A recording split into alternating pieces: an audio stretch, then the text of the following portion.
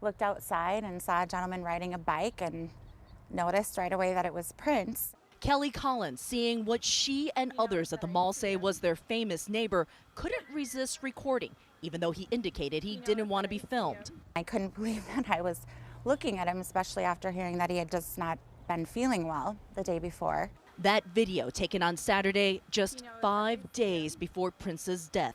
Prince had not been feeling well for weeks. On April 7th, anxious fans in Atlanta with tickets to see Prince learned 2 shows that night are postponed. According to the Fox Theater, Prince is ill, battling the flu. But 1 week later, April 14th, Prince takes the stage in Atlanta. The makeup concerts, 2 shows, 80-minute sets. No sign of illness. He finishes to a standing ovation.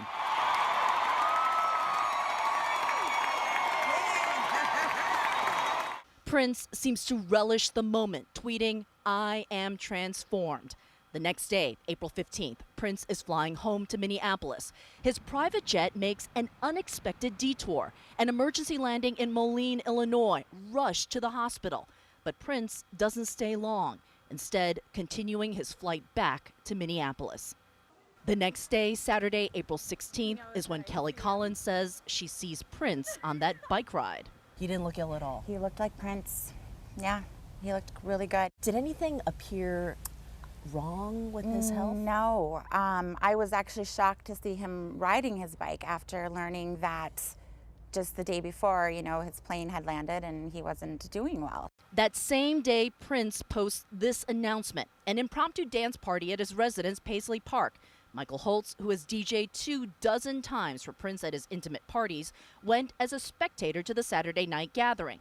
Prince speaks to the small crowd of about 200 people for 20 minutes, he says. He addressed the crowd. He's like, hey, if you hear any news, give it a couple days before you waste any prayers. How did he look Saturday versus the other times? Just the same. Yeah, just the same.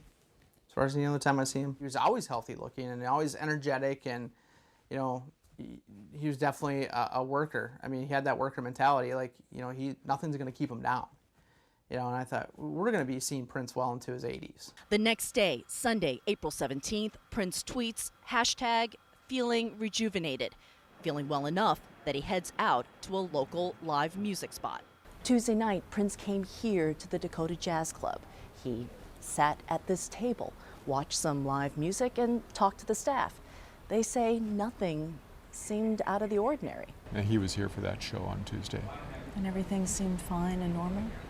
Well, it's like any other night when he would come. The sheriff's department says the next night, Wednesday, April 20th, Prince is dropped off at his home at 8 p.m. He spends the night alone. No one is concerned until the next morning when employees can't reach him. They find him collapsed in an elevator. Then a panic call to 911. Person down, not breathing. CPR started. 10-4 CPR started.